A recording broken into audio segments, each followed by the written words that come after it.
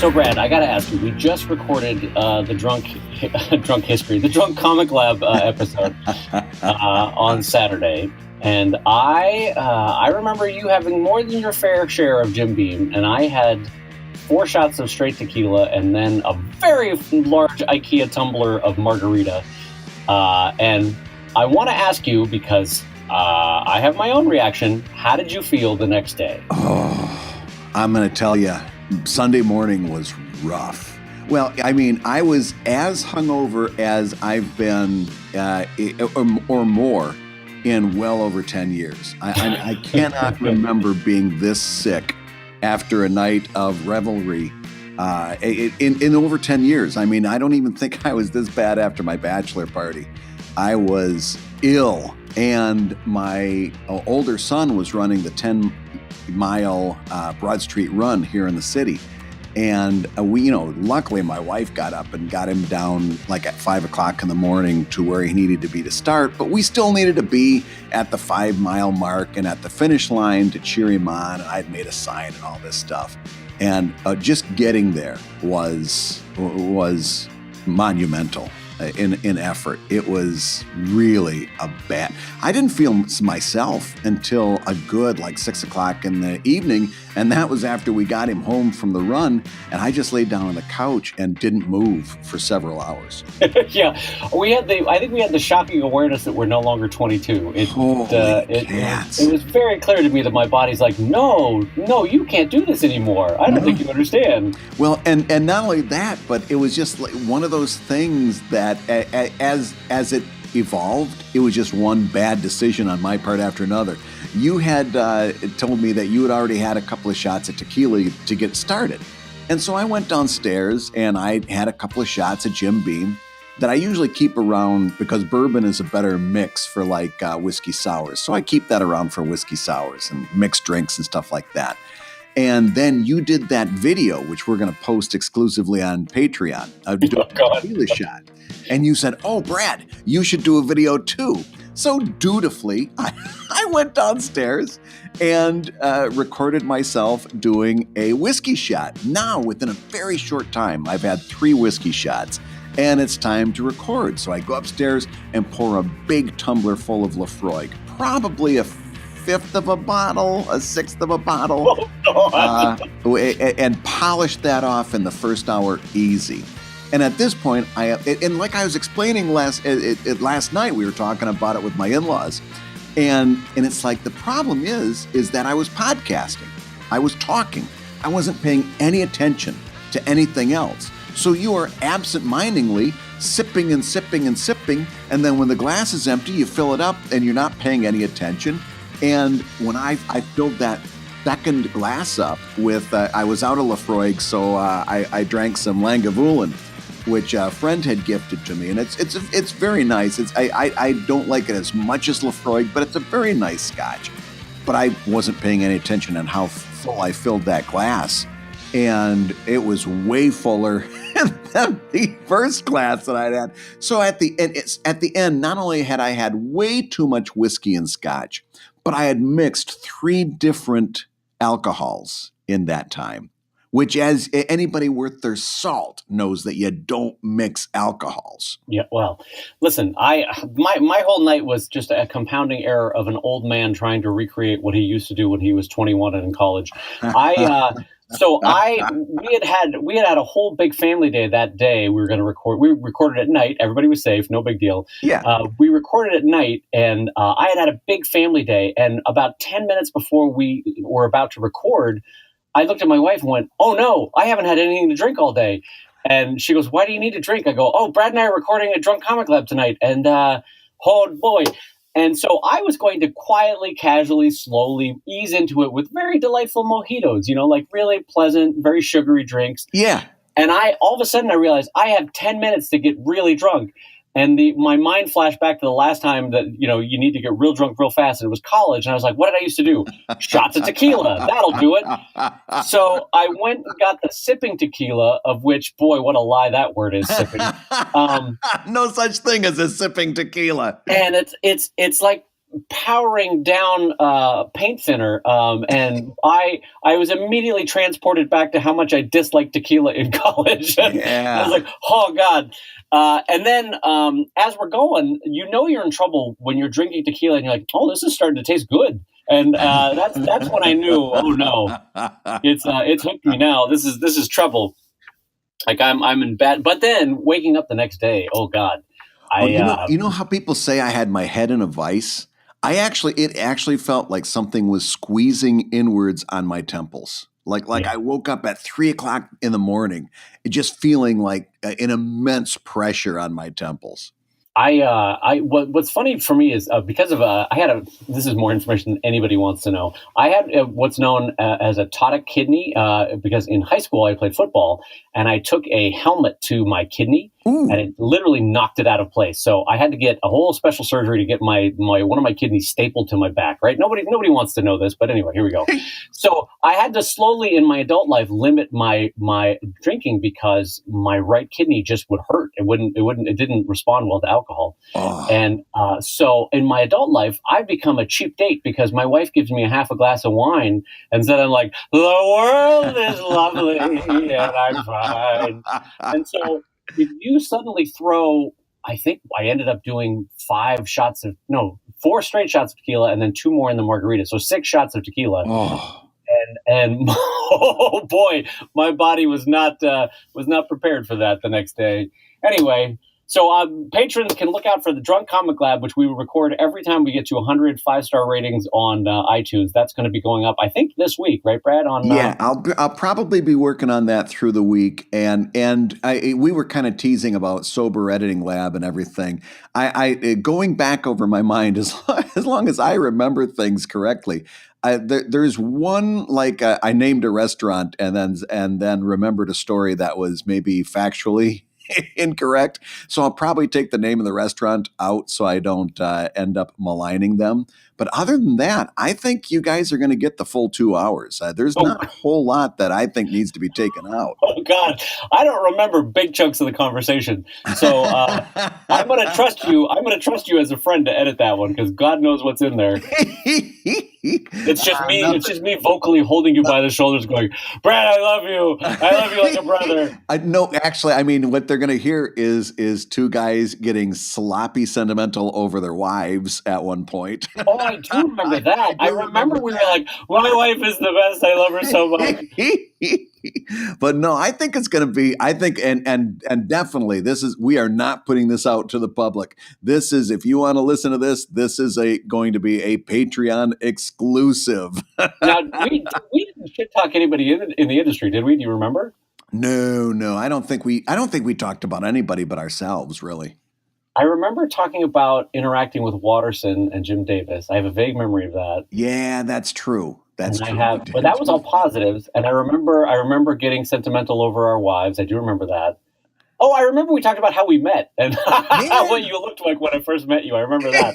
Yeah, that stuck with me. I had no ideas that my glasses didn't fit my shape of my face. Oh, I don't feel bad about that. The first 4 sets of glasses that I own never were right for my face. So I know. It takes a wife coming into your life going, hey, you know what, champ? Maybe don't buy those glasses. Maybe buy these glasses. Maybe. Oh, and those glasses that I had first when you met me, I bought the exact same frames like year after year after year when I had new prescriptions. I just had I'm like, I know the serial number because I thought they were great. I had the serial number. I didn't get forced out of those until the company literally stopped making them. And I'm like, oh, now I've got to make a decision. I don't like this at all. And here's the backstory. They went out of business because the frames were so ugly, no one was buying them, except Brad Geiger, again and again. And they're like, we need to get Brad buying glasses more frequently. You're like, well, we got to throw this guy a bone. The only way we're going to shake him is just stop making these damn things. Anyway, so that'll be going up at patreon.com/ComicLab probably this week, everybody. And thank you all once again for getting us all to 100. We're now, I think, at 130 5-star ratings, but thank you for getting us to the first 100 5-star ratings on iTunes. We really, really appreciate that. And on that note, we should probably say, Bradley, hi, everybody, and welcome to Comic Lab, the show about making comics. And making a living from comics. I'm Brad Guigar, editor of webcomics.com and cartoonist of Evil Inc. And I'm Dave Kellett, his hungover friend, cartoonist of Drive and Sheldon, and co-director of Stripped. And this week's Hour of Comics Advice is made possible by your support at patreon.com/ComicLab. So, Dave, now that your liver is a little bit back in shape, do you want to tackle some $5 questions? Let's do it. All right. So I've got a question for you, Brad. Yes. And this one I think it's a big ticket item. So it's gonna get meaty. So Bradley J. Guigar, what motivates the two of you to keep making comics year after year? Oh, well, that's an easy one. I've got a 12-year-old son and a 15-year-old son. And at this point in their lives, like to the point that they've matured, they've really gotten used to eating and having clothes. And they like that thing that's been happening where they flip like a switch on the wall and the light goes on. Sure. Yeah, that's been a fun update. Yeah. No, I to be honest with you, that is at the point that I'm at now. That really is my motivation. Is like I need to pay the mortgage, And when you're sitting down and the ideas aren't coming as freely as maybe they do sometimes, or you're just really stuck and you're not feeling it. That's a terrific motivator. Charles Schulz famously always said that writer's block is for amateurs. And I always kind of believe that because when you are doing this at the professional level, you really can't have writer's block. You got to come up with something. And so that's always been my motivator. It's like, listen, dummy, you got to sit down and do something or else, you've come too far to get stymied just because you're not feeling it this week. And what I find when I'm in that brain mode is that anything I do to put pencil to paper does get me started. The thing that hangs you up is that you don't have the courage to put that pencil to the paper. But once you do start moving, inertia takes over and you come up with something. But no, at this point, it's a matter of professionalism. For me, it's a matter of paying the bills and being a professional cartoonist like I wanted to be since I was a little kid. Now, am I taking that question in a direction that he didn't intend, Dave? What's your motivation? Well, I think part of now I want to give you more credit than you gave yourself because you took the word motivation and I think a little bit substituted necessity into it. Do you know what I mean? Yeah. Like you took it as well. I got to pay the bills and the kids like to eat, and this is what I always. But the truth is, Brad, I know you and I know your skill set, and you could have been 10 different things in this life, but you chose to be a cartoonist because I think, like me, cartooning is this amazing blend of writing and art and showmanship and performative aspects of our personality, and being able to make a mark on the world and to be able to do it somewhat safely with a version of anonymity. And I think you, like me, genuinely love this art form above any other. I mean, you host a site specifically talking about webcomics.com, talking about the craft and the business of the art. You have written 3 how-to books now about the craft and the making of the art. You have been in documentaries. You've done a billion podcasts talking about comics. This is an art form you love. It's not just necessity at this point. That's true. That's true. This is something that I am a little bit obsessed about at this point, especially when you listen to all that stuff listed there. Oh, yeah. And one thing I will hopefully have another project to add to that list, maybe by this fall, just as a little teaser. But no, this is something comics is something I'm fascinated by. It really is. If I wasn't doing comics in one way, I would be finding a way to do this same kind of expression maybe one of 5 or 6 different other ways. Right. And so for me, the motivation is, are there days where there's the ideas come slower or the hand moves more like molasses? Absolutely.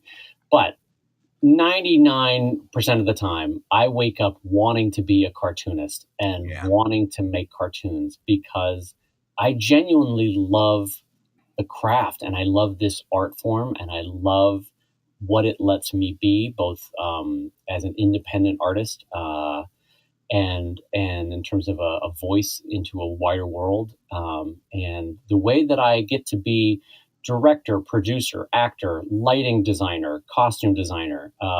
I can make entire movies in my head and express them onto a page with a budget of a $3 pencil. Yeah. And there's no, I mean, novelists get to do it, but in a way, even novelists don't get to have that unique joy of showing you what they mean. They have to describe it for paragraphs at a time, whereas we can do it with a few pen strokes, what takes a novelist paragraphs.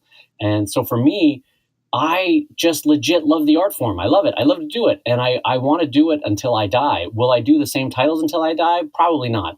I've done Sheldon for 20 years now, since 98. And I used to think, Brad, if you were to pull me aside around 2000 or so, or 2010, I would be like, oh yeah, Sheldon's going to go till I'm dead. I don't say that anymore, but I will say that I will be a cartoonist until I'm dead. And so the motivation for me is the self-identity and joy of creating that art in that specific craft and art form. And I love it. But like you, there are days where the ideas come slower or the pen moves like molasses, or I don't want to do anything, never mind cartooning. And so for those days, the motivation is, bills, gotta make payroll this month, all the sort of different things that drive you. But yeah, I still get excited about cartooning. I still love the physical act of cartooning. It brings me peace to be drawing. So yeah, I think as far as a summary answer, the best part, the best cap I can put on it is that I feel like I am at my best when I am cartooning. No, I totally get that. And you're always chasing that dragon of that one cartoon or that one comic page or strip that just falls into place perfectly. You know what I mean? The lettering was right, the sound effects, the gestures, and it doesn't happen on every one, but every now and again you put one out that you're just really, really proud of, and then you chase that dragon for the next several things you work on. Yeah, and there's also the joy of, and it doesn't matter what level you're at, but there's a joy of when you're getting better and something pops into your mind, an idea, and you know that you can express it on the page. Mm-hmm. There's a joy in that and a satisfaction in that. And the longer you cartoon, the more often and more intense those joys come of like, oh yeah, I need to draw a Valkyrie riding a giant 40-foot falcon and attacking the Roman legions, and you're like, yeah, I can draw that now if I had to, I can do that. Yeah. Yeah. And there's satisfaction in that.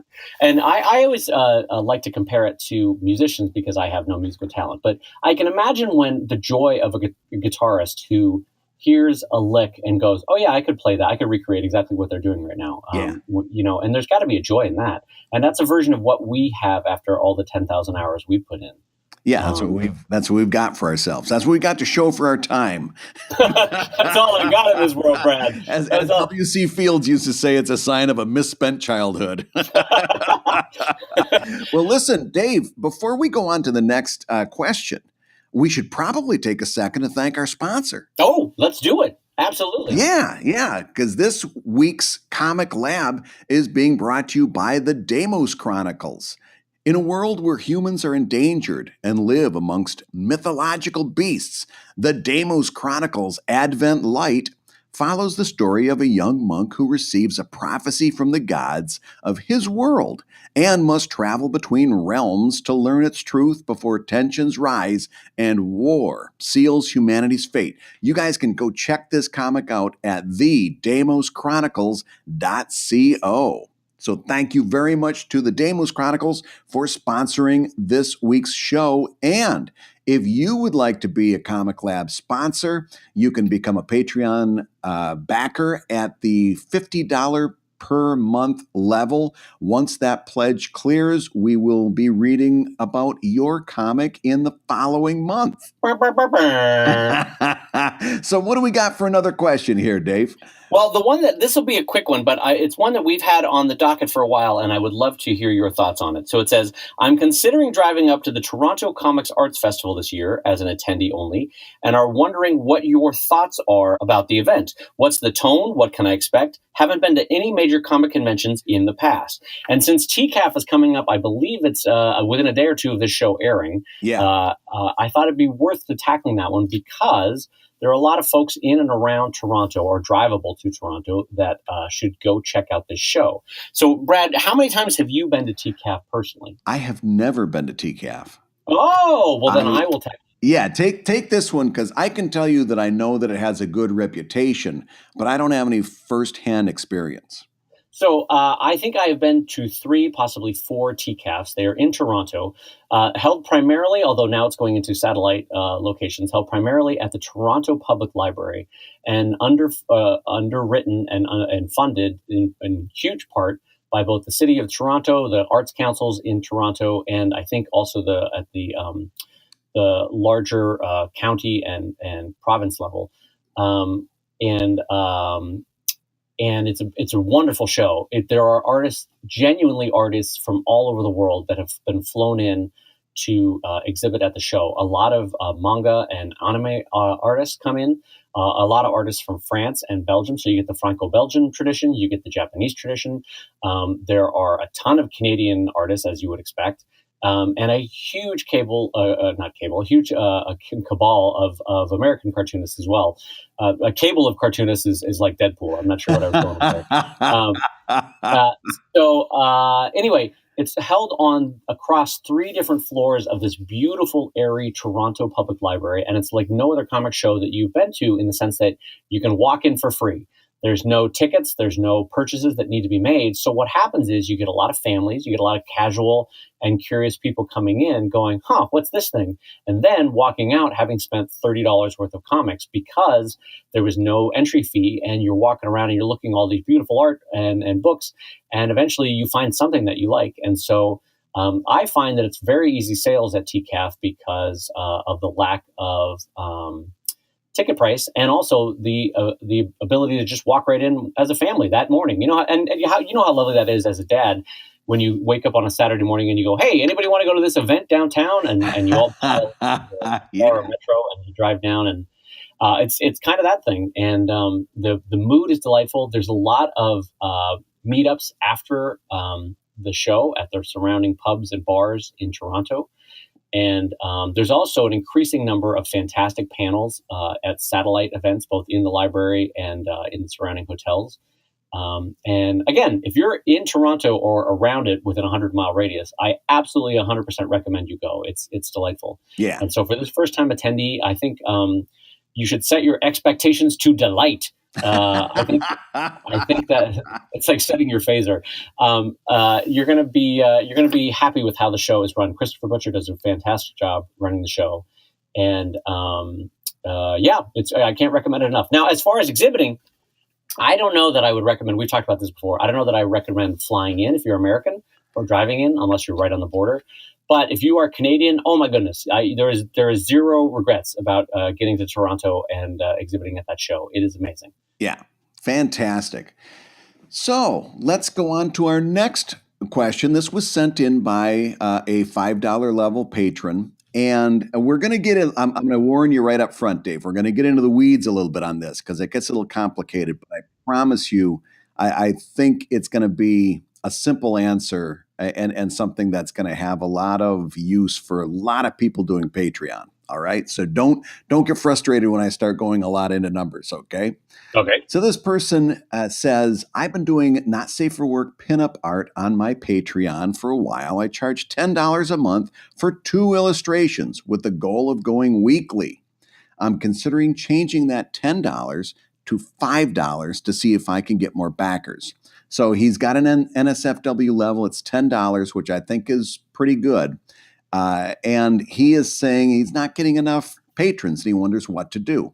So Brad, before you go into the answer, can I ask for clarity? Yeah. this mean that he or she, I didn't catch, they have a normal Patreon level, like a $1, $2, $5 level, that gets you just the ability to support the regular comic. But they're saying that in addition to that, there's not suitable for work sketches that are shared only at the $10 level. Do I have that right? Not well. Yeah, you're actually, you are asking the follow-up questions that I asked this person immediately because I wanted to know where this person was going with this. And they're doing things, in my opinion, exactly the way I would prescribe. So this person is already doing a safe for work sketch level at $1 a month, a weekly exclusive safe for work comic at $3 a month, and then the twice a month not safe for work pinups at $10 a month. So this person's already doing exclusive comics and doing them at several different levels for his patrons. And he's not getting a lot of traction.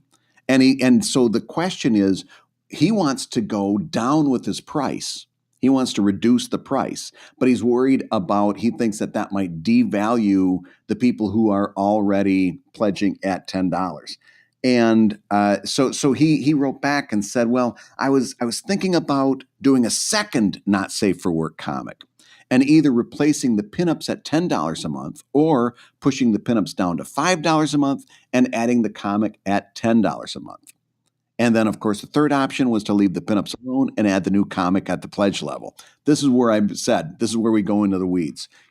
It's going to get really clear, though, in a second. Here's what you do. The problem is you don't have enough patrons. They're not biting on what you've got. And the actual problem is 2 not safe for work pinups a month at $10 isn't enough for a $10 pledge, unless those are amazing pinups. And I haven't looked at the pinups, so I'm not making a value judgment on your art. But unless those are outstanding pinups, 2 for $10 a month is not enough. So the last, I would not suggest you go down with your price, especially if what I'm hearing is you've got the ability to add content. So if you've got the idea of doing a not safe for work comic, you add that to the $10 level and make that $10 level even more attractive than it is right now. Okay? And if you don't have a lot in that $1 a month safe for work sketches, you could curtail that, because let's face it, as we've said on this show before, $1 a month actually should be $2 a month. And it should, that level, I don't even know that I would offer a whole lot of actual rewards at that level. That's just for people who like what you're doing publicly and want to support it. So if you remove rewards from a $1 and $2 level and just make it, that's your tip jar level, I think that's just fine. And take that time that you're saving, put it into that $10 level where you know you're going to get traction once you add enough content to make that a justifiable purchase for people. And I think you're going to do a lot better. What do you think, Dave? Well, I think the idea of making the lower levels just the general audience, more tip jar level, is a smart move, because frankly, when you were reading off the price list, granted, I'm not a fan or a super fan or even aware of this audience that we're talking about, but when you started saying, this is what I heard. Now, the $1 level, you're going to get a sketch. At the $5 level, an exclusive sketch. At the $6 level, an exclusive sketch plus an L-shaped pipe that you can insert into your plumbing. And then at the $7.50 level, you're going to get a half a shoe. And then and my mind literally started to blank out, because I was like, I don't even know what I'm hearing anymore. And that's not a critique on you. It's that old thing of when there's too many options, people start to fade out. And one of the reasons that I think In-N-Out or that hot dog stand that's famous in Seattle or White Castle in the Midwest do so well is they famously keep their menus really simple. You know, oh, do you want fries? Great. That's it. That's all we have. Do you want a shake? Great. That's it. That's all we have. Do you want a burger? Fine. There's one type of burger. And when you keep it simple, you actually find people are more apt to make a choice, more apt to make a quick choice, and more apt to be happy with their choice, because Have you ever been to a Best Buy and you have to buy a type of electronics and you're like, well, there's 40 different kinds of receivers that I could buy. Oh, how fun is the next hour as I try to second guess myself? I'm Yeah, really and then you're excited. trying to compare them, and they don't have comparisons that are across the board. One of them has this; it's got an LPI on it. The next one's got a PPI, and you're trying to do conversion between LPI and PPI. And meanwhile, you just want to watch, Sanford and Son and be happy for a half an hour. Wait, hold on. Who in the last 20 years has wanted to watch Sanford and Son and be happy? I love Red Fox. You are the oldest man alive. Besides, listen, if you can listen to that bass harmonica theme song and not get happy, I don't know what's the matter with you. That was an amazing theme song. No, that theme song was amazing. I love that your cultural touchstones are all from 35 years ago. That's delightful. Like I'm talking about like, hey, Best Buy, too many choices. You're immediately like, I got to tell you, your show of shows with Sid Caesar. That one. That Imogene Coca, she sends me. God bless America. So anyway, I do think though that there is wisdom in what Brad said, which is simplicity in and putting your emphasis where you really want to drive people to be is another way of saying what Brad was saying, which is when you have clarity, when you have simplicity in your pricing, then you can really focus on saying, sure, you can pledge at the $1, $2, $5 level, but at the $10 level, see, like your sentences, imagine you're pitching it at a comic convention. There's less sentences to get you to say at the $10 level, you get that, Yeah. There's not a paragraph of lead up of like, well, at the $4.50 level, you get a half a sandwich and 2 chips and and you're like, oh boy, what's happening? So all that to say, I think simplicity and I think keep the level, but produce more. Keep the $10 level, but produce more. To Brad's suggestion. Yeah, you do not want a whole lot of levels, and you want it really clear that, in other words, to have 2 levels that have not safe for work rewards is a really bad idea. You want to have one level. This is for ebooks and collections. This is a level for NSFW. This is a level, and if you're not doing NSFW, let's say this is a reward for pinups and desktop backgrounds.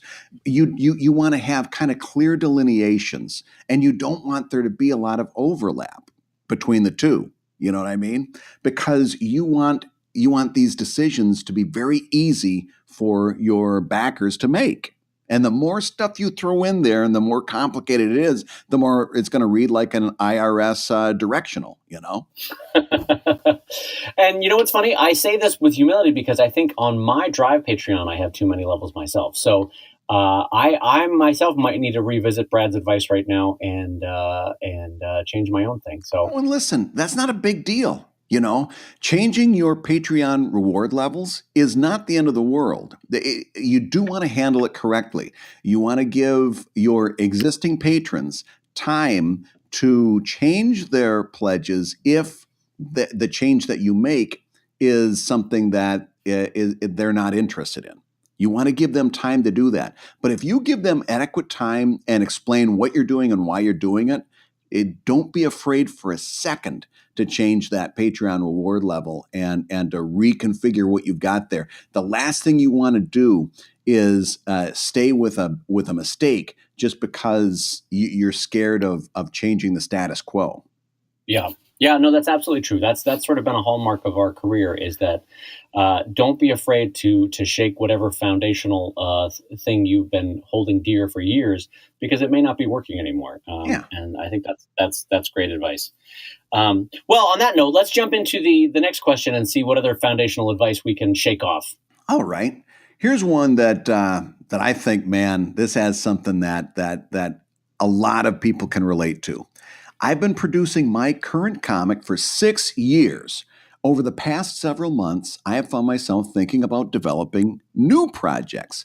Any tips on how to go about exploring new ideas while maintaining your current project? Now, here's another one where I has to follow up. I asked this person, how much money are you making on your comic that you've been working on for 6 years? And I said, you don't have to give me a dollar figure. Is it 0, is it pizza money? Is it mortgage money? Is it investment money? Give me a range on what this thing is. And this person wrote back that this person is currently making no money from this comic. So, with that in mind, Dave, what advice would you give this person? The idea that they're making no money from a comic of 6 years, which, by the way,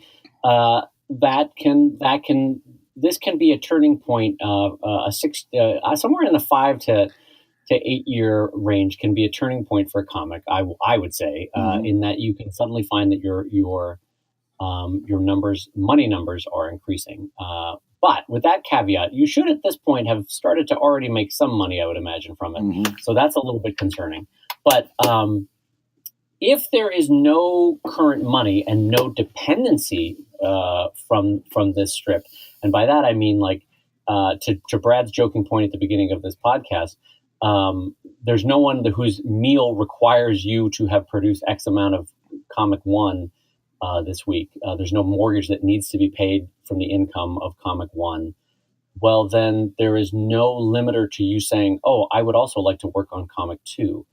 Right. I might have said that in a more complicated way. Basically, if you're not income dependent on Comic One, if that's not the driver for your current financial needs, then there's nothing stopping you from subbing out 1 day a week or 2 days a week of what you're currently doing for Comic One and doing Comic 2.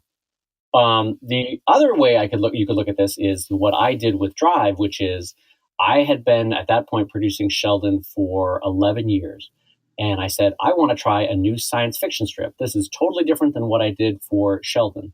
And because I found joy in it and because it felt like dessert, what I did was I kept producing Sheldon, but then on Saturdays as extra work, I would produce Drive because it felt like dessert. It felt like a roller coaster of joy and new experiences, and I was happy to do it even on the weekend. And so I introduced Drive on Sheldon for the first six months, and I think I marketed it as a Saturday sci-fi storyline because I like the alliteration of the S's there. And so a bunch of Sheldon readers got acclimatized to it and knew that it was there. And it also, in a very low-cost way to me, introduced them to Drive and got them ready for when I said 6 months in, okay, now Drive has a website. So if you've been enjoying it for the last 6 months, go over here and read it. And now it has a permanent home and archives and all that sort of thing. And so for me, doing it on Saturdays with the energy and joy that I had for it on my own extra personal time was the way that I launched that. But you can also take away from the time, especially if it's not an income-bearing comic strip. Say, you know what, instead of working on Comic 1 on Fridays, I'm going to work on Comic 2. So, Brad, what do you think? What are your thoughts on this one? I agree with everything you said. In other words, if you're making money, then yes, you have to be careful. And you can see through a lot of different examples, people doing that. Table Titans, that Scott Kurtz did, was originally a PvP storyline. But he brought it into PvP, worked it out, introduced it. He used that as an excuse to work on this new project and to see what his existing audience were going to do in terms of a reaction. And once he kind of felt the water out, then he went full bore and brought Table Titans to its own website and split his time between the two. The Evil Link was a outshooting of Greystone Inn. You know, it was a Greystone Inn storyline. But here's the deal. After 6 years, you're not making a significant amount of money. I would say that you got a enviable position. You've got all kinds of flexibility. I would go full stop on that comic and put it on hiatus, put a note up to your existing readers. I'm going to work on this other thing for a little while.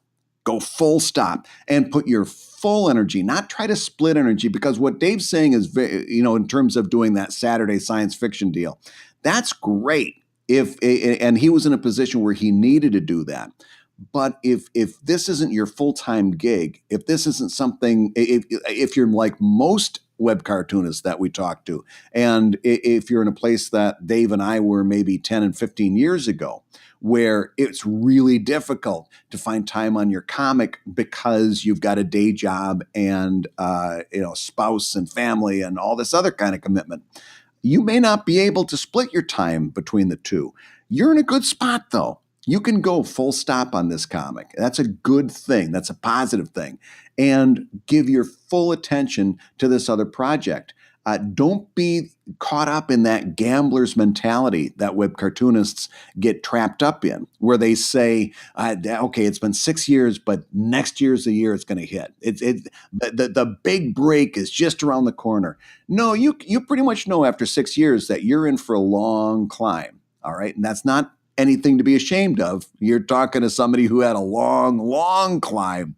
And there's nothing wrong with that. There's something noble about putting the time in. But if you're in this position, I would say go full stop, work on this other thing, and see what the reaction is. See what people think. This might be the thing that, you know how we said a couple shows ago that every not so great project leads you one step closer to the great project?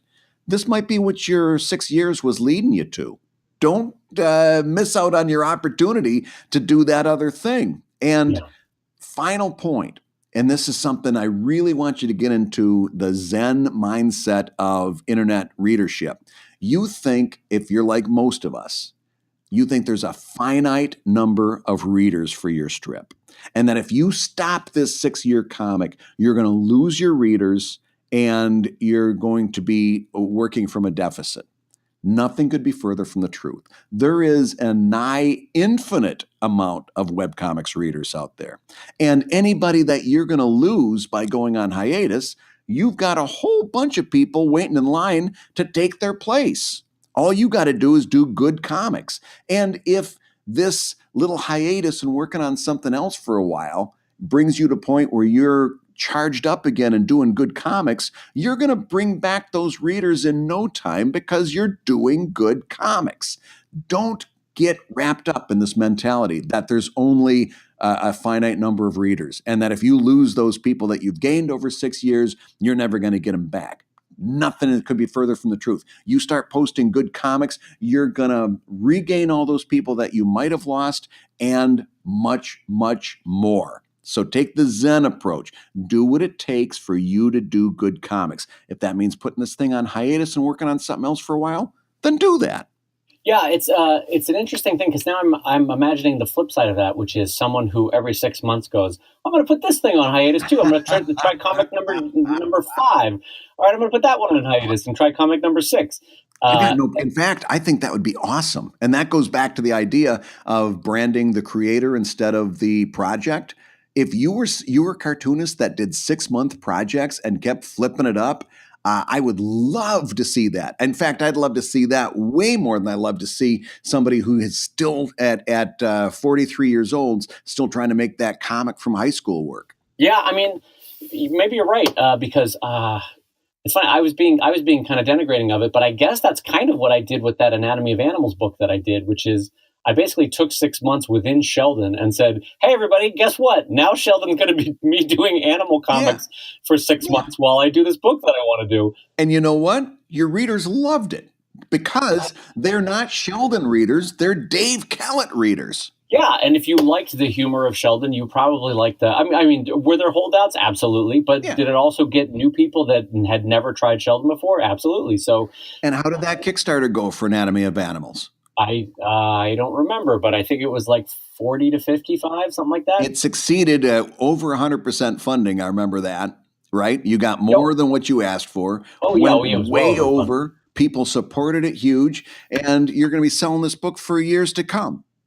Yeah, and it was also fun because I needed a palate cleanser from Sheldon after 20 years, and so basically, I just followed my joy a little bit on that. I followed my bliss, and a really fun, unique, different project resulted from it. And like Brad said, did I lose anybody? Maybe, but guess what? There's a bunch of new people to supplement, as he said, the near infinite number of people that are out there waiting to check out things. There's more people waiting to come aboard where those other people made room for. And just to clarify my earlier decision with Drive, the reason why I did that one on Saturday while maintaining the 5-day-a-week Sheldon thing in 2009 was I'm remembering back to that year. Yeah. My wife was not working that year, and I had just quit Mattel a year and a half beforehand.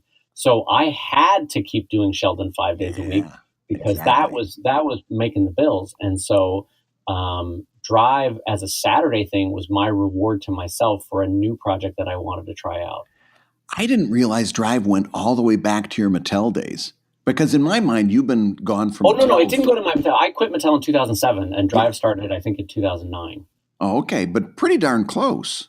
Yeah, but it went farther back than you think. And what happened with Drive was, I mean, listen to me. Now I'm realizing that I've shifted my bliss every 6 months. I started Drive, and then Fred and I said, "Hey, you want to make a documentary about comics?" And so I don't know if you remember this, Brad. I kind of put Drive on hiatus while I made a full length documentary film. Yeah. And to Brad's advice, nobody really got hurt. Drive's doing fine, and I followed my bliss, and I made a great film, and then I came back and started back up on Drive again. And I'm telling you, it's really something I've become passionate about. This whole idea of marketing yourself as a creator instead of marketing and promoting this feature that you make, because when you see yourself not as the person, when you see the point is not No Shoes for Tuesday, the daily comic, and the point is you, this person that's making comics, then you free yourself up to do whatever comes down the line that you're most excited about. And when you're doing work that you're excited about, you're doing good comics and you're going to get followers. Yeah, and that the joy comes through the work. When you're doing the thing that you want to be doing. If it becomes like digging a ditch, it's going to read like someone's digging a ditch. Right. And you get caught up like this person over here. 6 years he's been doing his comic. He or she. I keep saying he, but I got to get in the habit of saying they because I don't want to presuppose something. But listen, this person's been doing it for 6 years. All right, it's enough. Put it on hiatus. You're not going to hurt yourself. But you might be hurting yourself by not going to that next thing that might be something that really hits with somebody. Yeah, or even if you want to presuppose that they're still finding joy with that first comic, then just split your time. Take whatever 50% of the time you were spending on it and spend it on comic B, and that's fine too. So there's a lot of good options, but basically Brad's advice is solid, which is if your heart is telling you that it wants to try a new project, then find a way to include that project into your life because there are benefits to it. Absolutely. As it happened with Brad and has happened with me on Stripped and Drive and Anatomy of Animals and different other projects, when you follow your bliss, then great things happen.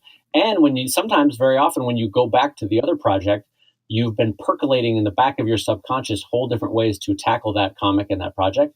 And in general, you've gained a whole new bunch of skill sets. And so you are better able to jump in on that story or that comic or that project than you were when you put it on hiatus. So yeah, there's a lot of good that can come of it too. And the last little thing to think about there that is kind of materializing behind my back of my head there is stop making fear-based decisions and start making excitement and love-based decisions, right? The whole thing here is, what's going to happen if I stop doing this comic? That's fear-based.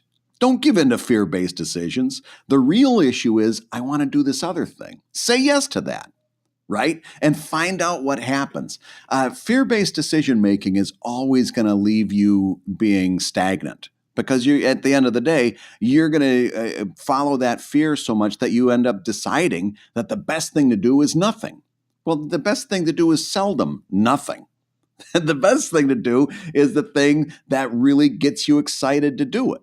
And you're never going to get there making fear-based decisions. And that goes for this person, and that goes for everybody listening to this podcast, because we all, including me, because we all make fear-based decisions. And God, more than a few have I made that are fear-based decisions. Yeah. Oh, I'm telling you, Dave, that last Kickstarter I did, that goal number changed so many times and based on fear. Right? What am I going to be able to make? What do I want to offer? What's what are all these? It changed 10 minutes before I hit that button to make it go live. And by the way, I wished I had never done that. That was fear-based and it was ridiculous.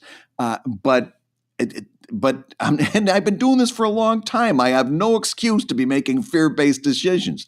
But there it was, And time again, when you find yourself making fear-based decisions, step out of yourself and say, snap out of it. Make an excitement-based decision instead. And if you fall on your face, if you fall on your face or your place, you fall on your place. That's right. But maybe you've brought a little joy to the world by saying fall on your place. So That's right. Well, listen, Dave, I got one. Before we run out of time, I got to ask you whether you deal with this. This is just a topic. This isn't sent in by anybody. Because we're both full timers, right? And I got a feeling that even us and our friends that are doing day jobs, we all deal with this because we're cartoonists.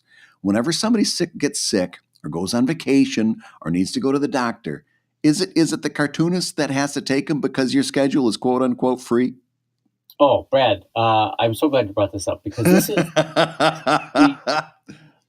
is the great crucible that I deal with on a week to week basis, and it's one of the few things, and it's a struggle for me and my personality because I want to be generous and loving in all those family moments where someone needs to be taken to a dentist or to a rehearsal, to a practice, or someone is sick and someone else in the family needs to cover for them.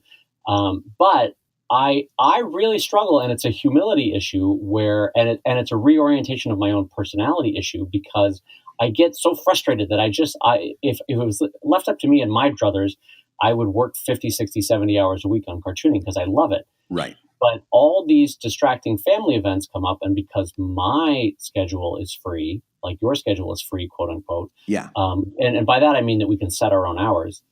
It immediately becomes, hey, why don't we have the cartoonist take all these dentist trips, or the cartoonist handle everybody that's sick, or this or that. And I actually always look to you on this one because your mind frame is so much better, and you are so better oriented in how to approach this with joy rather than regret or begrudgingly.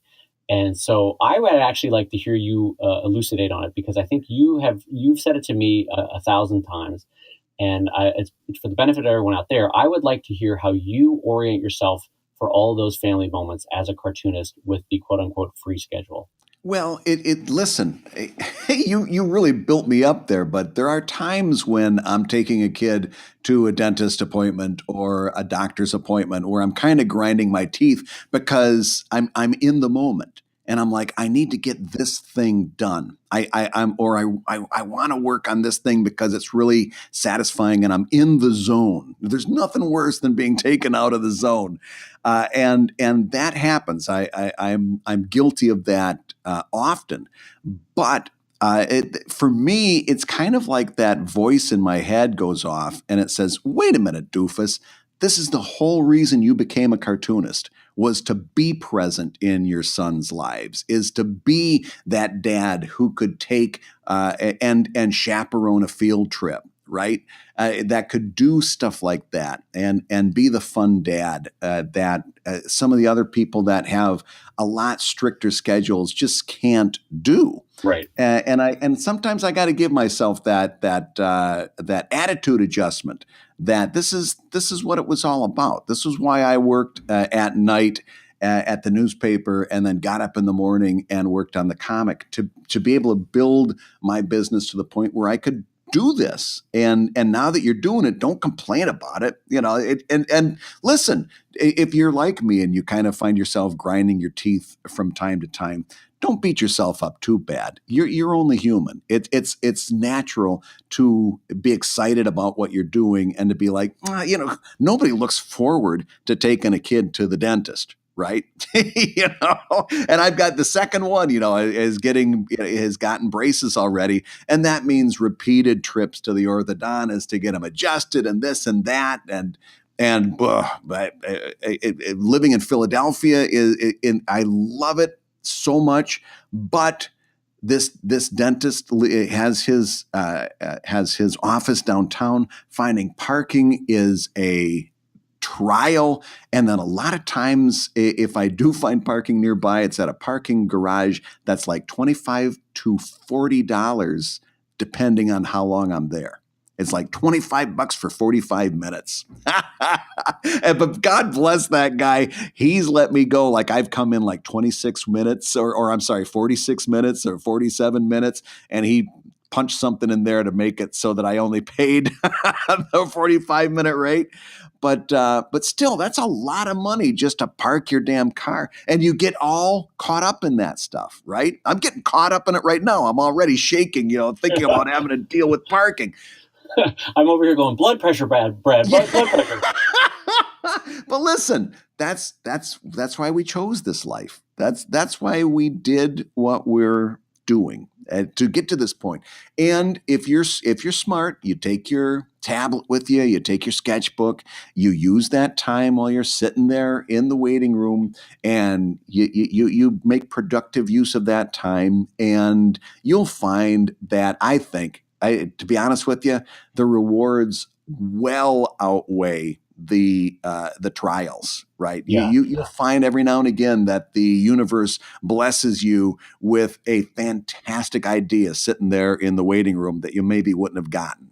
No, you are 100% correct that that's the case. And you'll find as much as it was painful to get taken out of the zone, you get right back into that zone.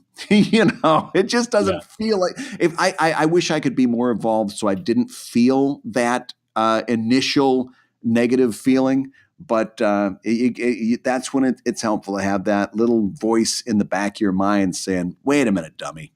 This is why you did this. This is the whole point. No, you are 100% correct. It's an interesting failing on, I don't know if failing is not the right word. It's an interesting struggle, both with my logical and emotional side of my brain, is that there is a part of me that if I had my druthers, I wouldn't sleep and I wouldn't eat and I would just produce 4 books a year. Like if I could do that. And it's not a small part of my personality. If I could give up eating and sleeping and have no detriment to my body, I'd be like, yeah, that sounds great. I would love to do that. And then the other side of me goes, what is it? What are you, an idiot? What are you, an automaton? That's not a life. That's not living. Wait a minute. I like eating. And also the very strong, thank you, Brad. There's also the very strong awareness, like, listen, you don't want to become the living embodiment of the lyrics to Cats in a Cradle. You don't want to.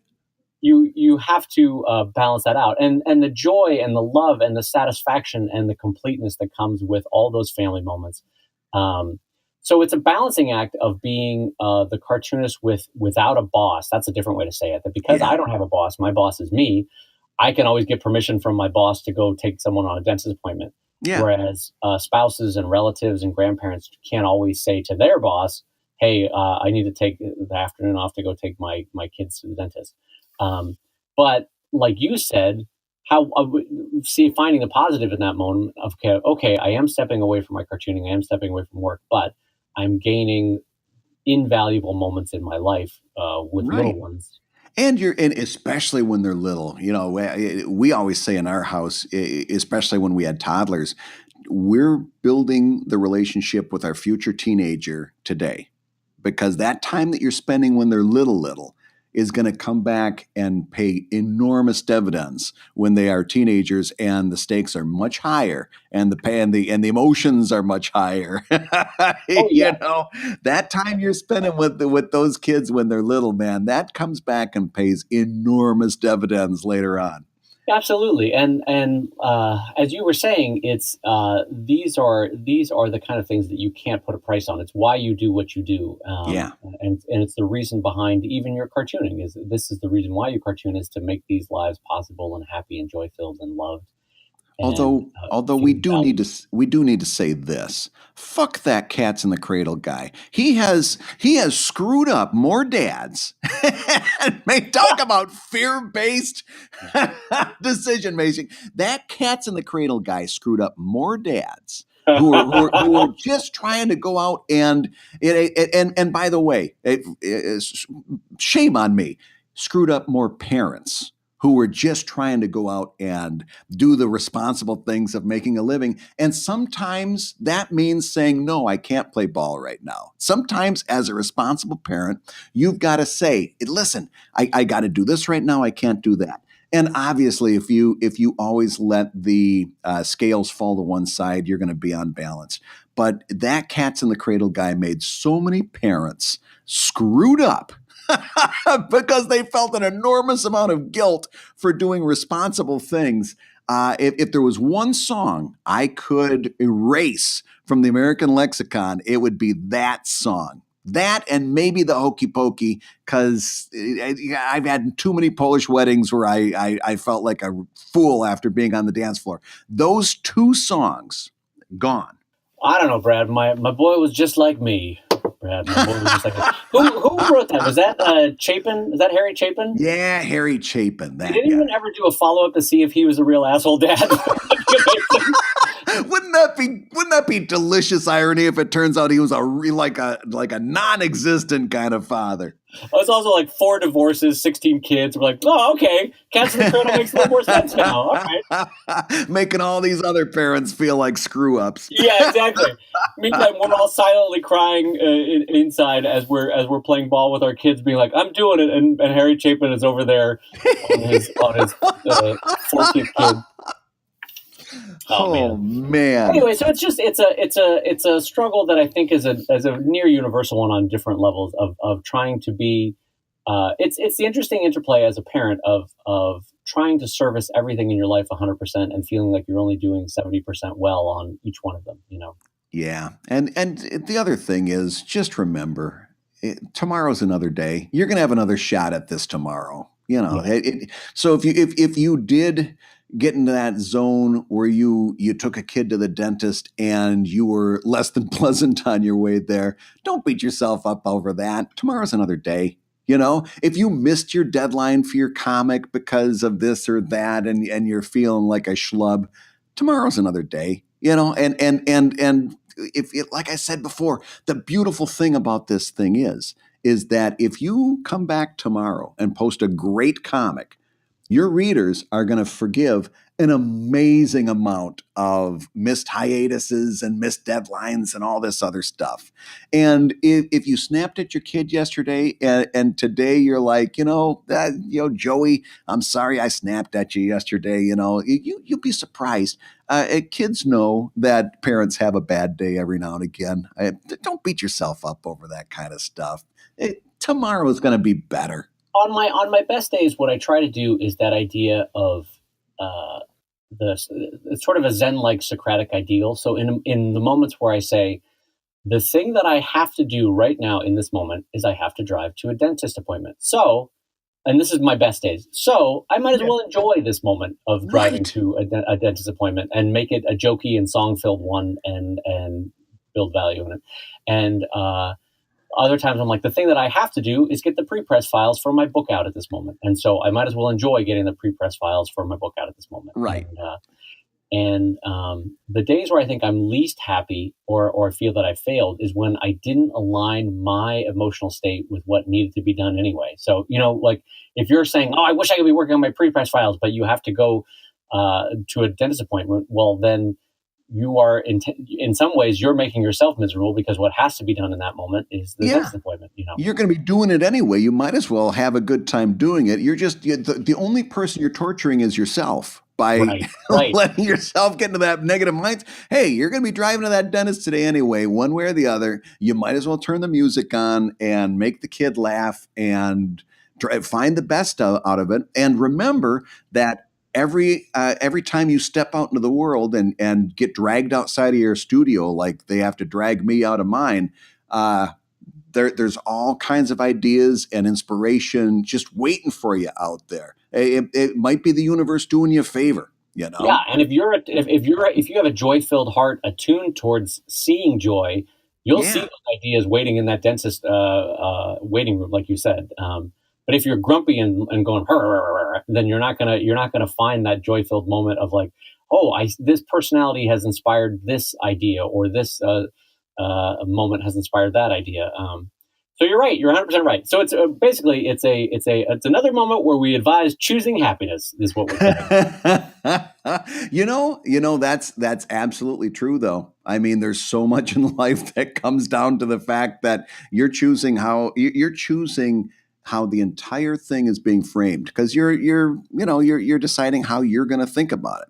That person cuts you off in traffic. You can choose to deal with that two different ways. You can lay on the horn, or you can say, well, listen, I'd rather have you out in front of me where I can keep my eye on you anyway. Right. So listen, did you hear that?